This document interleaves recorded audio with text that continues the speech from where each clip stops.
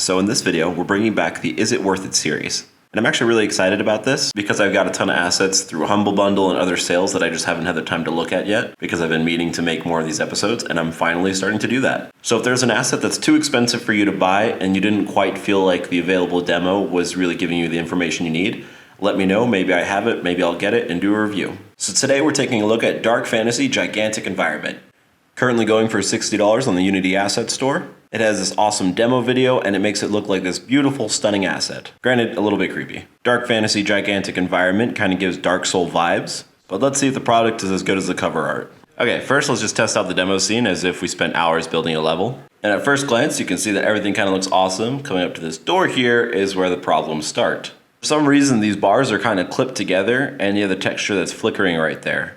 So that's already pretty janky and does not look good at all. Up close. Again, at a distance, it looks fine.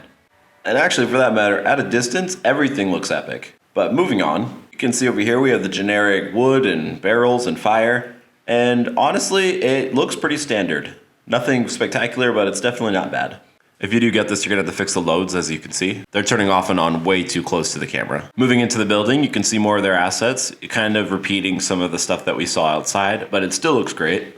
Going down the stairwell, another thing that I see that I don't like are these little flames.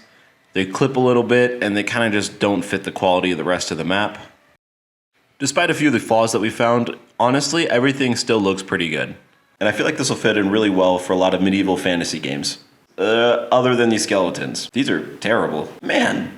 I mean, obviously it's better than the 3D modeling that I do, given that my wife said that this character I made looked like a fetus. But this skeleton comes with this castle. Not a deal breaker, but it is concerning for $60. This room seems to be where they put all the skeletons, and they're neatly organized, I'll give them that. And then we have this terrible door again. And for some reason, these skeletons don't even have toes. They have paddles for feet. I feel like that's enough nitpicking for now. And walking through, you can still see that, yes, it's still a beautiful asset. It's got great rubble. It has these cool cages, and it just has a lot to offer. The question that makes me wonder is, since it kind of gives me these Dark Soul vibes, is would it look better as a third-person game as opposed to a first-person? So that's what I did. I dropped in a third-person controller, used this asset from these RPG characters, and let's run around. So something that I am noticing that I didn't notice before is that the colliders are a little bit funny. But that could easily just be this level. Moving on to a part that I didn't see before is this throne room, which at a distance, things look pretty cool. Which at a distance is totally fine, given that it's a third-person perspective. Honestly, running around on a third-person controller kind of lets this place shine a lot more like it's supposed to. Kind of feels a bit more like the trailer video. Anyway, let's go take a look at the things that we didn't like before in first person. On a side note, the colliders are definitely not set up right on everything, especially the roofs. Also, something else that I noticed in first person that I forgot to mention is that these books, the ones on the shelves, look terrible. And once again, in third person, they still look pretty bad, but they're a lot more bearable. Okay, now like I said earlier, I'm gonna quickly run back to where we were before.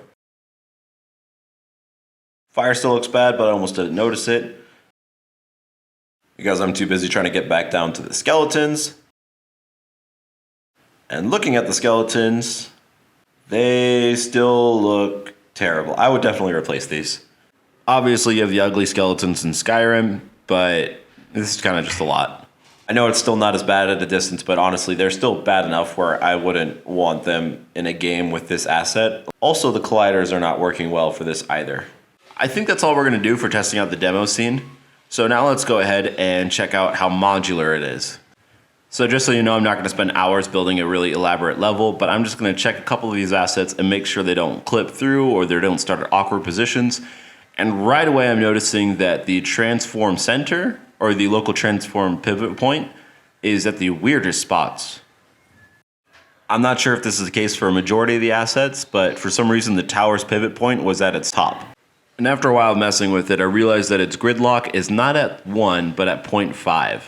So that took me a little bit to notice, but everything else seems to be okay. That being said, I think what helps this asset get to its 600 plus prefabs point is that a lot of these prefabs only really have one place where they could fit in, so they're not as modular as it implies. Like, I don't know where else you're gonna put the skeleton pillar than on a pillar. The last and final thing that I'm gonna complain about is that I opened up this project in the standard pipeline, and all the materials are pink. All it took was me highlighting all the materials and just setting them to standard, and that fixed everything.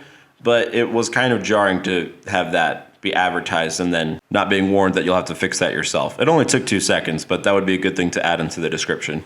So what is my overall verdict on the Dark Fantasy Gigantic Environment package?